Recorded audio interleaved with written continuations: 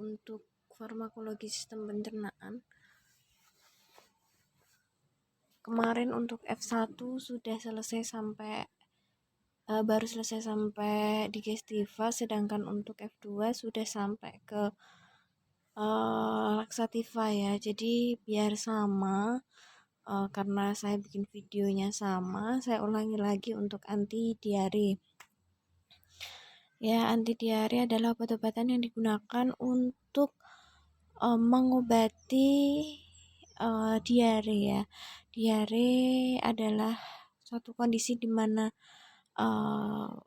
pasien itu mengalami sering buang air besar ya, dengan konsistensi dari lembek sampai cair ya. Jadi penggolongan obatnya dibagi menjadi 3 ya. Kita bisa lihat sendiri halaman 79 ini. Ada kemoterapi, obstipansia, dan spasmolitika. Untuk kemoterapi sendiri adalah obat-obat anti diare yang digunakan untuk mengobati penyebab diare, yaitu bakteri. Nah, kalau penyebab diarenya bakteri, maka kita bisa kasih kemoterapi ini. Kemoterapi ini kita bisa pakai antibiotik ya. Contohnya di sini adalah sulfonamida ya. Golongan sulfonamida atau golongan antibiotik yang lainnya. Dan untuk kemarin sudah sedikit saya jelaskan ya, apa bedanya diare yang karena infeksi bakteri sama yang bukan. Kalau infeksi bakteri biasanya diare disertai dengan lendir ataupun darah ya. Kalau bukan karena infeksi bakteri, biasanya diarenya tidak ada lendirnya. Nah, kalau misalkan tadi kemoterapi itu adalah untuk mengobati diare yang disebabkan karena infeksi bakteri. Nah, contohnya kita bisa pakai antibiotik. Nah, untuk obstipansia sendiri, golongan yang kedua, itu adalah terapi untuk menghilangkan tanda dan gejalanya diare ya. Tanda dan gejalanya diare kan kita tahu ada mulas-mulas ya. Mulas, kemudian berkeringat dan lain-lainnya. Nah, kita tujuannya untuk memberikan terapi obstipansia untuk menghilangkan tanda dan gejala dari diare itu dengan cara apa saja? Yang pertama ada menekan peristaltik usus. Nah, yang termasuk ke dalam obstipansia yang pertama adalah loperamid ya. Loperamid ini mekanisme kerjanya adalah menekan peristaltik usus. Nah, peristaltik usus sendiri ini adalah suatu gerakan meremas-remas ya, meremas-remas di perut. Nah, yang biasanya kita rasakan kalau kita diare, mules gitu ya, seperti kayak perutnya itu diperes-peres gitu ya. Itu namanya gerakan peristaltik usus. Nah, kita bisa hentikan gerakan meremas-remas itu dengan cara minum loperamid. Ini dia termasuk ke dalam golongan obstipansia. Kemudian yang kedua ada menciutkan selaput usus atau astringen. Contohnya tanin. Menciutkan selaput ususnya artinya selaput ususnya itu volume luas permukaannya itu diciutkan ya, supaya diarenya mampet ya, supaya tidak sering keluar ini fesesnya ya, jadi diciutkan ya. Kemudian kita bisa pakai tanin ya untuk yang menciutkan selaput usus ini. Nah, tanin ini kita bisa peroleh dari mana? Kita bisa peroleh dari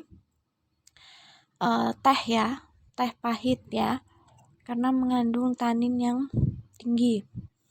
Kemudian kita bisa memberikan adsorben atau penyerap racun, di mana ada karboadsorben, kemudian ada kaolin, kemudian ada pektin. Nah, itu ya sama kandungannya kayak entrostop ya. Kemudian ada pemberian musilago ya untuk melindungi selaput lendir usus yang luka ya. Kita bisa pakai CMCNA biasanya ya. Ini untuk melapisi usus ya, supaya tidak terjadi iritasi. Nah, biasanya ini juga jarang digunakan. Yang paling banyak dipakai itu adalah menekan peristaltik usus dan pemberian adsorben atau penyerap racun. Yang ketiga ada golongan spasmolitika. Nah, golongan spasmolitika ini itu golongan yang dapat melemaskan kejang otot perut atau nyeri perut. Kadang kita kan mengalami kejang-kejang juga ya di perut kalau kita sedang diare itu ya, atau nyeri perut hebat. Nah, ini kita bisa pakai atropin sulfat ya, atau papaverin atau yang lainnya ya. Nanti ini juga masuk ke dalam antispasmodika ya. Jadi saya ulangi lagi, ada 3 pengobatan untuk diare, yaitu kemoterapi, obstipansia, dan spasmolitika.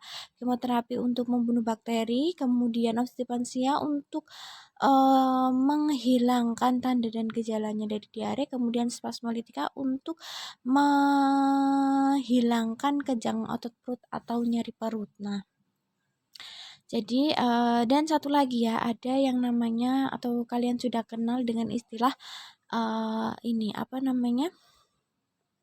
Oralit ya. Oralit itu digunakan untuk mencegah dehidrasi, karena kita kalau diare itu sering bolak-balik kamar mandi, otomatis cairan yang kita keluarkan juga banyak.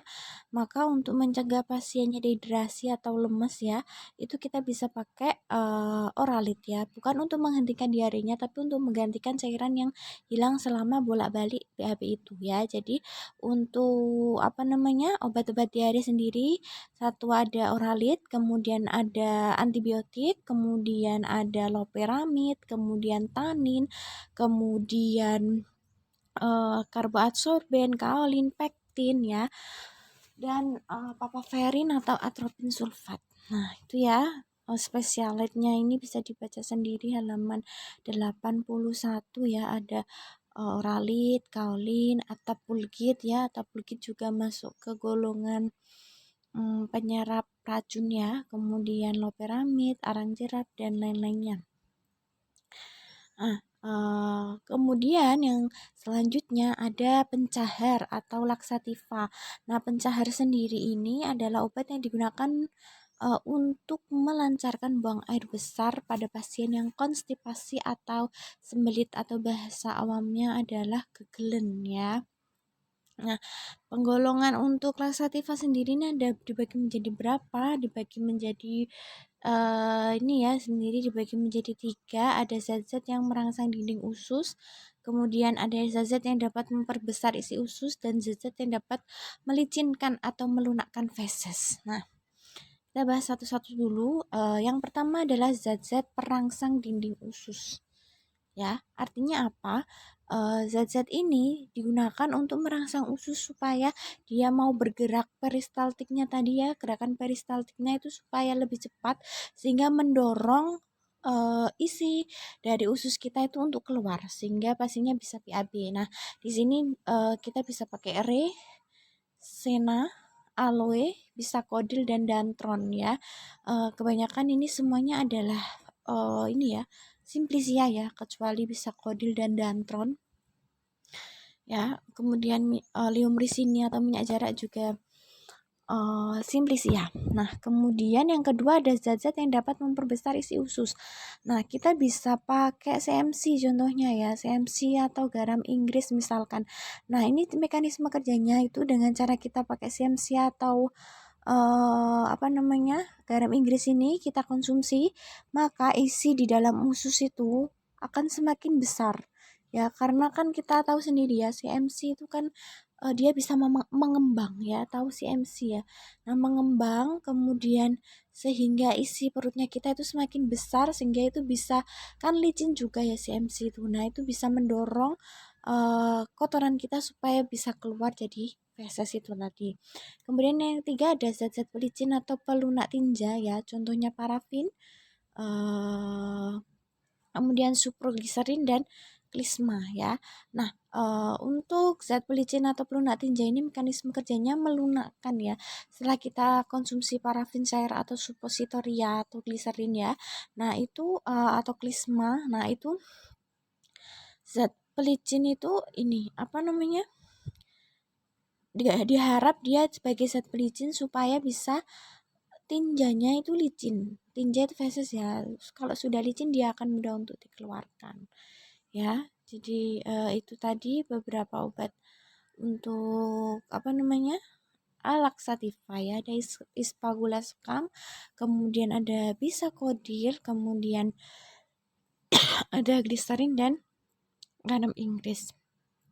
Nah, yang pertama merangsang dinding usus supaya ada semacam kontraksi ya, bukan kontraksi tapi istilahnya itu peristaltiknya supaya cepat sehingga mendorong feses untuk keluar, kemudian memperbanyak isi usus atau memperbesar, kemudian didorong untuk keluar, kemudian untuk melicinkan feses ya. Spesialnya silakan dibaca sendiri, ada di halaman 84. Nah, yang ke E ada antispasmodik tadi ya, kayak spasmolitika yang di golongan anti diare. Antispasmodik itu adalah obat-obat yang dapat digunakan untuk meredakan kejang-kejang otot pada perut. Nah, ini bisa kita pakai untuk diare, bisa kita pakai untuk mungkin pasien yang punya gangguan head ya atau desmenor itu biasanya kan kejang-kejang. Nah, itu obatnya itu bisa melunakkan atau merelaksasikan otot perut yang sedang kenceng atau kejang yang menyebabkan nyeri itu. Nah, kita bisa pakai atropin atau alkaloida belladonna. Nah, untuk spesialnya sendiri ada hyosin, ada propantelin, kemudian ada mebeferin. Kemudian selanjutnya ada kolagoga ya. Kolagoga ini adalah obat-obatan, golongan obat-obatan yang dapat digunakan untuk menghancurkan batu empedu. Jadi ini dikhususkan untuk pasien yang mempunyai gangguan empedu di mana terdapat batu ya, di mana terdapat batu pada empedunya sehingga menyebabkan nyeri, biasanya menyebabkan nyeri pada bagian ulu hati sini ya. Kemudian produksi asam empedunya juga terganggu karena terdapatnya batu empedu ini atau bukan beda ya sama batu ginjal. Kalau batu ginjal kan di ginjal, kalau batu empedu itu di empedu. Nah, apa sih penyebabnya batu empedu ini? Biasanya adalah hiperkolesterolemia. Nah, hiperkolesterolemia ini tuh suatu keadaan di mana kolesterol dalam darah itu tinggi ya. Kalau kolesterol dalam darah tinggi ya, kemudian dia itu akan membentuk kayak plak gitu ya, kayak sumbatan gitu, tidak karena kolesterol itu pengeras, jadinya dia membentuk sumbatan di saluran empedu itu tadi ya. Makanya kita bisa sebut dengan batu empedu karena lemak, kolesterol atau lemak atau lipid yang kita konsumsi itu bisa mengeras ya, seperti batu gitu. Kemudian dia akan menyumbat di bagian empedu itu. Nah, jadilah batu empedu. Nah, obatnya apa? Obatnya adalah kolagoga ini. Nah, ada apa saja di kolagoga? Yaitu obat golongan kolagoga, spesialnya ada asam kenodioksikolat sama asam ursodioksikolat ya. Dan yang terakhir untuk di babak gangguan sistem pencernaan ini ada protektor hati atau hepatoprotektor. Nah, protektor hati atau hepatoprotektor ini adalah obat-obat yang digunakan untuk melindungi hati. Namanya saja protektor hati ya, untuk melindungi hati, di mana itu dalam berupa vitamin ya. Hatinya kita, livernya kita itu kan